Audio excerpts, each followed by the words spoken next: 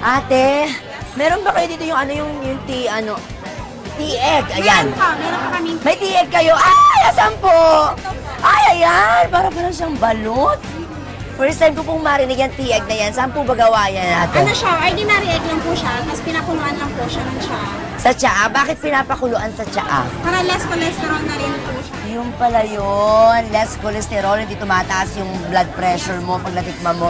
Magkano naman po bawat piraso yan? 12 pesos po isa. Pag bumili ako ng anim, nasa 72. 72 pesos lang yung anim na ganyan, no? Sibilibo ako, ate. Agad-agad. Nagpapatuloy po ang ating Divisoria Experience at nandito naman tayo ngayon sa food court or fourth floor dito sa 168 Mall. At syempre kasama ko pa rin si Mike at si Chris at magluluto ako ng pork mommy gamit ang tea-egg bilang pinaka-ingredients niya. Tea-egg? Teka, yun ba yung nilalaga sa tea? Yung itlog? Pero parang wala naman kami nakikita na tea-egg. Nako, relax lang kayo kasi inutusan ko yung BFF ko na bumili. At teka nga, tatawagan ko na nga. O, ito na. Saglit, may tumatawag. Si BFF. Hello, BFF. Hello, BFF! Nasaan yung tea-egg? Oo, nakabili na ako. Papunta na ako dyan. Agad-agad, promise. O, ito na, ate. Sige. Sige, okay. Papunta na ako dyan. Agad-agad. Okay, bye-bye. Dito! Ayan na pala siya. BFF! Ayan! I am here! At ito na ang inyong tea-egg. O, nakamura ako dyan, ha? Oh well, kung ganon, simulan na natin ang pagluluto. So, ang gagawin natin, imamarinate lang natin ito. So, itong pork, lalagyan natin ng sesame oil, tapos maglagay tayo ng salt and pepper. Mahilig ba kayo sa maanghang? Pwede.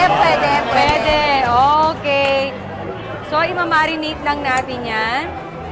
So, after nito, ipiprito na natin siya.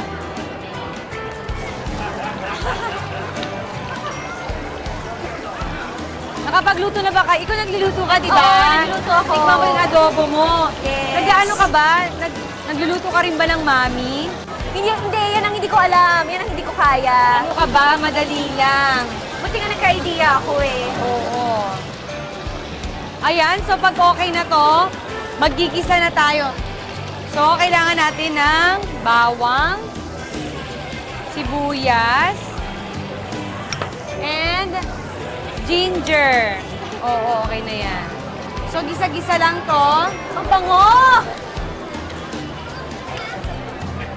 So, after nyan,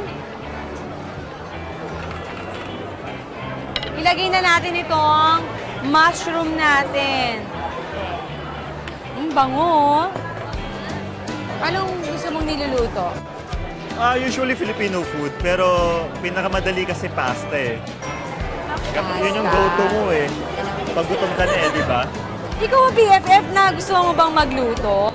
Oo, pero nung may nagluluto na sa akin, kaya rin na adobo lagi niluluto. Ay! Dahil sa adobo yan. So, nung nakapunta kayo dito, ano yung binili nyo? Pag naggagala kayo? Nung simula, hindi ko alam, kumot yata yung nabili ko, pero nung second time ko, Christmas tree. Kaya siguro maraming mga kapuso natin ang gusto na dito bumibili kasi ang dami mo ng option, tapos ang laki pa ng lalawa. Alam mo, para ka naggagala talaga. O, ilagay na natin itong soy sauce natin na nilagyan ng konting sugar. Soy sauce. So, after nito, syempre naluto na natin. Ilalagay naman natin yung pinaka-soup na natin, which is nagawa ko na kanina. Etong ating chicken stock.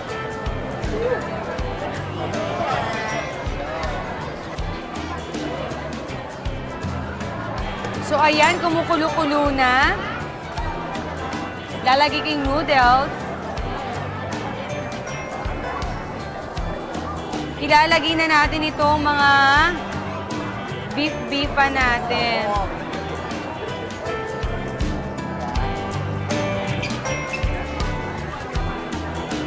Ayan, para makita-kita yung sabaw. And of course, kailangan natin ilagay yung itlog na binili natin. Yes, ang tea-egg. O, ha? So, ayan. Ready na ang ating mami with egg.